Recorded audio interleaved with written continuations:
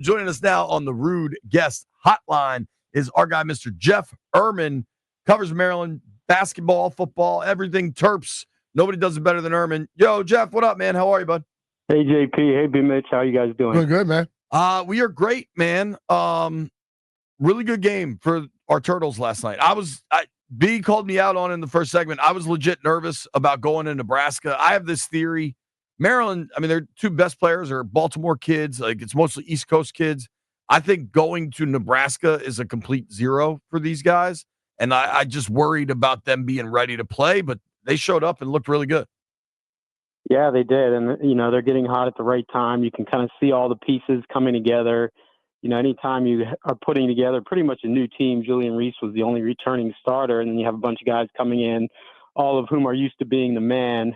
It can take a while for the pieces to kind of gel, guys to get a little more unselfish and know where each other are going to be and develop that chemistry. And you can see that happening right now. You can also see Derek Queen kind of figuring out what it takes to be, he's obviously had a lot of great performances, but he's figuring out, I think, what it takes to consistently put up those kind of numbers. And all of a sudden you got everybody talking about Maryland as a dangerous team come March.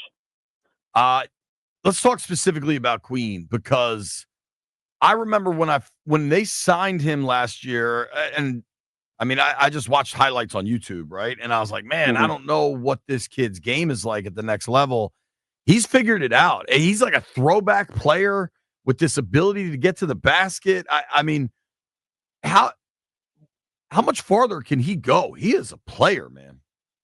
Yeah, I mean, he could go. He could be really good in a few years in the NBA. Obviously, the most recent ESPN mock draft had him at number 10, which is the highest I think I've seen him yet. I think he got a bump out of that big performance against Rutgers over the weekend in front of all those NBA scouts. Sure. Obviously, the first thing everybody says is he's not very athletic and he doesn't shoot the three well, and those are both true. I think his jumper will come along, but he just has an innate, natural, brilliance about him in terms of like anticipating and his ball handling skills. He's, it's a cliche, but he's basically a point guard in a big man's body. The behind the back dribble on the break and then the quick dish ahead yesterday was something that you just really don't see 6'10" freshmen doing. So, if he can keep up the consistency now and kind of put that little stretch of up and down performances in the past, the sky's the limit for Maryland. I also think for Queen, I want to choose my words carefully. He still seemed like he hasn't fully grown into that body. And once he gets some serious weight training and stuff, I think he'll look like a different person in 2 or 3 years. Don't you? Yeah, for sure. I mean, he's never going to be, Chris Wilcox athletically, but he can get a lot better. Last off season was spent just shedding weight. He was a little bit pudgy in his high school career. He even posted the photo of himself at the McDonald's All-American game where you could kind of see his belly bulging out a little bit, and the catcher was just Fat Boy. So that's what he wrote himself. So he's lost a lot of weight, but as you guys know, it's hard to lose a ton of baby fat and get ripped and get more explosive at the same time. So I think, next off season he'll be able to do that and also work on that 3-point shot. What's Maryland's overall weakness? So something that they have to improve upon to be able to make some noise when they get to into the tournament. Yeah, it's something that I don't know if they can improve upon. It's the depth. The bench just doesn't provide any scoring, basically. They've had, I think, 18 or so games against power conference schools, and the bench has been outscored by the opposing bench in every one of them. By the average is something like 20 to 6 points a game or something like that. So that's the biggest question mark. I think clearly people are starting to understand that they have one of the best starting fives in the country. You just worry, with so little production coming off the bench that could hurt you once you get into tournament mode. You're playing a lot of games and, foul trouble and fatigue and things like that. As this thing continues, there's no way Queen's coming back, right? Highly unlikely. Okay. I think it's just about a foregone conclusion at this point. At the middle of the season when he's having I don't even want to call it a slump because he was still having some good games, but when he was in a little bit of a slump, it seemed like maybe there was a chance. But now that he's taking off and budding at the right time of the season, I would be shocked if he came back. Yeah, me too. And that's okay. I'm happy for a year. With the rest of this Maryland team in this Big Ten that's hyper competitive, you got some really good teams. Right now, they're fifth in the conference. They beat Wisconsin head to head, so maybe they move ahead of them. The remaining games, they got a huge one coming up against Sparty. I'm actually going Sunday to the Iowa game. I'm fired up about that. They got 6 games left before the conference tournament. Like, what do you think is a reasonable goal in these 6 games, and how much higher can this thing go? I don't see why you can't win 4 or 5. You look at it right now, and not only have they won 6 of 7, but they are 4 points away from a 10-game winning streak right now. The only losses in the last Ohio 10 State, games. God. Yeah, the Ohio State game where they were up 17 and blew the lead, that should have been a win. And then Northwestern where they had a million chances, they lose the ball, Northwestern hits a buzzer beater to beat them. And that's the only losses in the last 10 games. So, they've shown now that they can win on the road. They've won 3 out of the last 4. That Ohio State meltdown is the only loss. And, obviously they're extremely hard to beat at home. So, it's hard to say any game at this point is not a win. I love hearing that. It makes me a little nervous. I gotta get used to this. No guarantees, obviously. You're not nervous that you're going to the game Sunday? No, I'm not nervous. You might be the bad luck charm. Nah, dude, I've already been to a game and they won. Which one was that? Maryland Eastern Shore. You brought the luck on that one. That was. I know. Yeah, they didn't. It wasn't their best effort. That's funny. I love the balance this Terps team has. All 5 starters average double figures, right?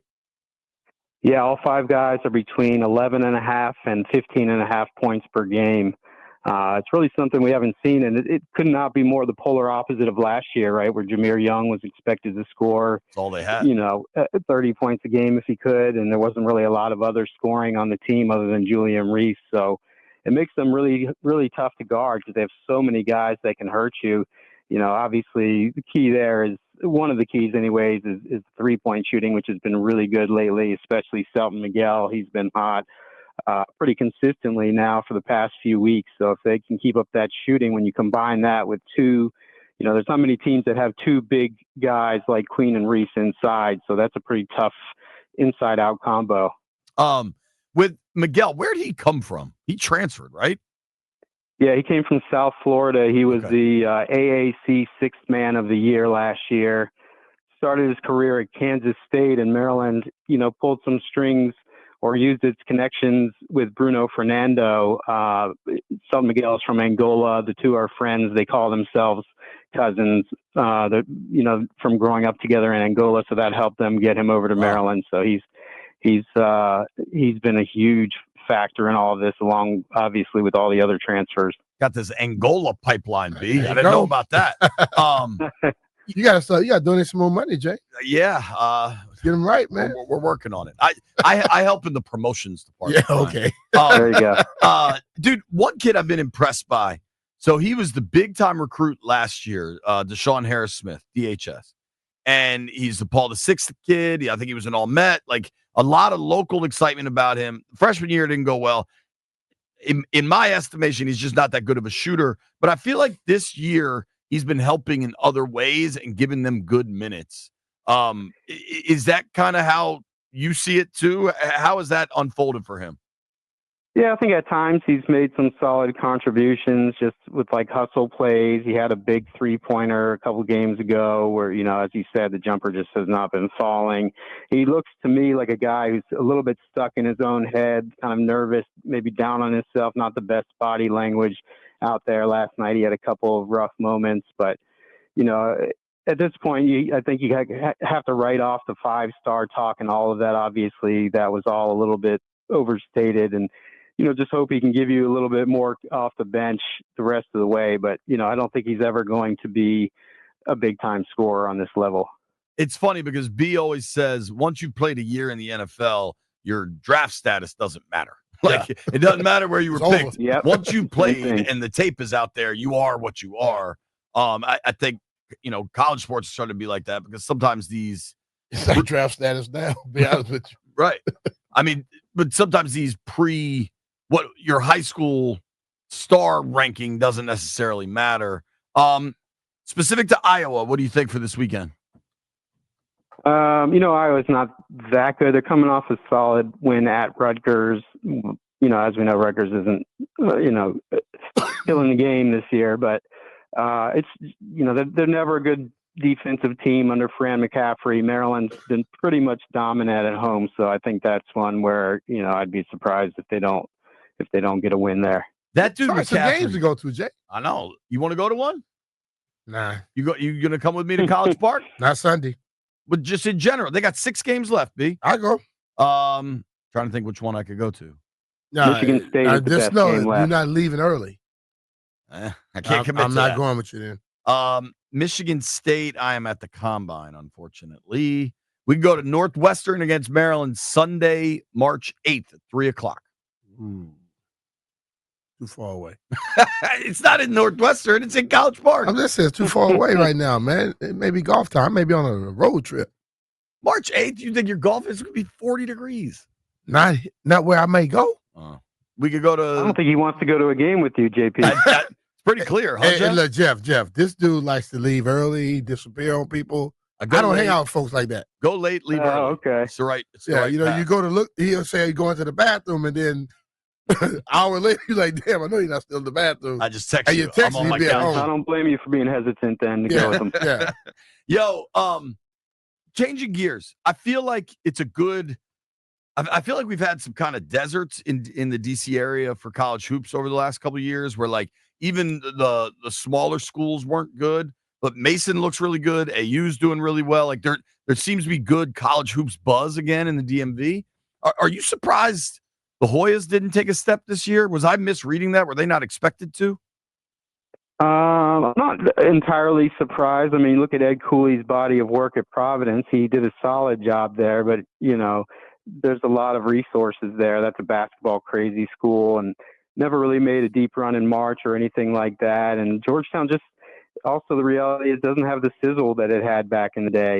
The Big East isn't what it once was, and But is they've been down for quite a while. And It's what's just that? about cash, right? Like, is there NIL just not delivering or something? I'm surprised. No, actually, they have quite a bit of money, NIL money, as far as I understand. I think they spent quite a bit last year. It just hasn't panned out for them this season. So we'll see if they can rebuild it. But they're somewhat off the radar at this point, I would say, locally and nationally.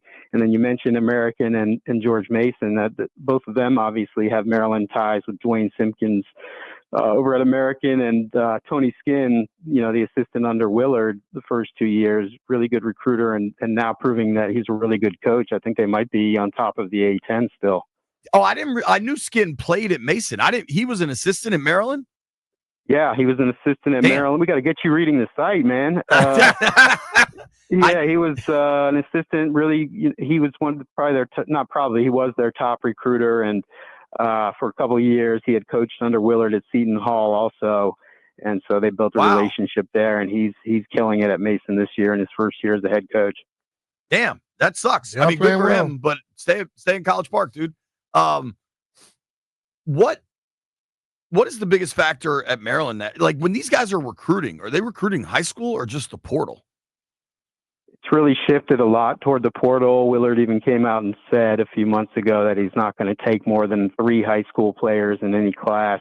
This year, he only has 1 high school player. Wow. Which is extremely unusual. Probably won't add another. There's a chance he might. They're only recruiting, as of right now, 1 other high school senior. So, obviously he did an amazing job in the portal this past year to get Rice and Miguel and Gillespie and also Tafar Gapare on the bench. And so he's obviously confident that he'll be able to do it again because, assuming Queen is gone, we know Reese is gone, he's going to have to get 2 really good big men out of the portal. Wow. Yeah.